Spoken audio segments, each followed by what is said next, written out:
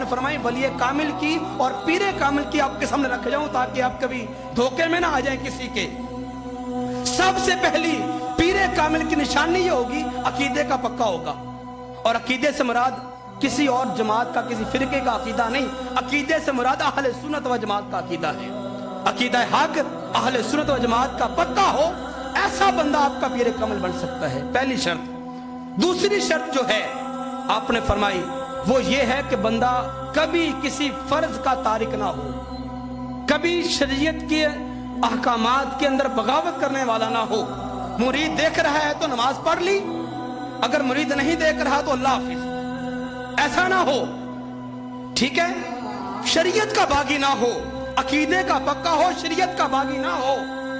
और किसी के 500 मुरीद हैं, किसी के 1000 मुरीद हैं, किसी के लाख मुरीद हैं, आप 500 बंदा बैठे हुए मेरे पास अभी इस वक्त, कम से कम जितने मुरीद उस पीरे कामिल के हैं जो पीरी का दावा करने वाला है, उन मुरीदीन में से कोई मुरीद खड़ा होके अपने पीर से सवाल करे कि पीर साहब मुझे फलां मसला दरकार है, इसकी वजाहत कर दें, मुझे ये मसला समझा दें।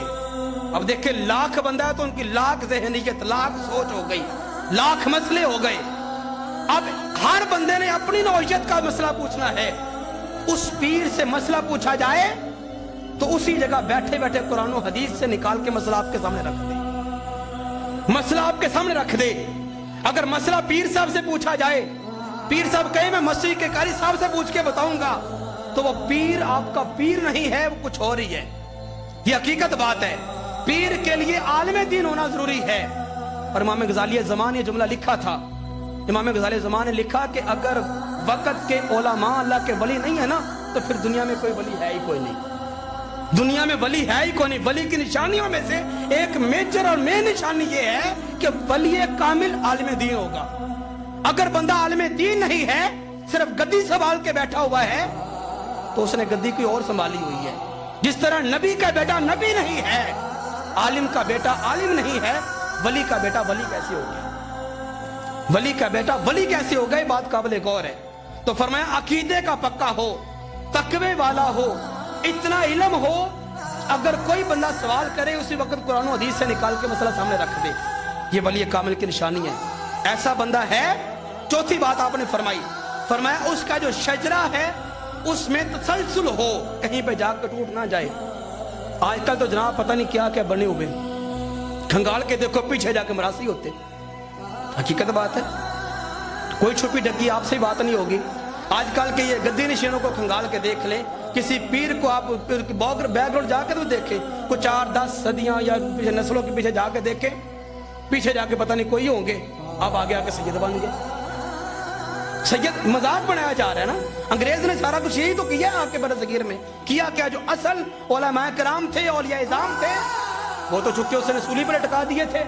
पढ़े आप काले पानी की तारीख, सूली पे सारे झुलस गए और लटक गए। पीछे गद्दियां तो खाली थी, मसाजिद मिंबर मेहराब तो खाली थे।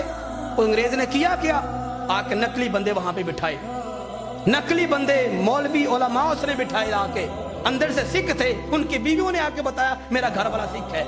तारीख पढ़ के देखें आप, सिखों को मिंबरों पे बिठाया अंग्रेज ने आके, हिंदुओं के आके उसने गद्दियों में बिठा दिया। इनकी बैकग्राउंड पढ़ के देखे, तसलसल के साथ उसका शजरा हो।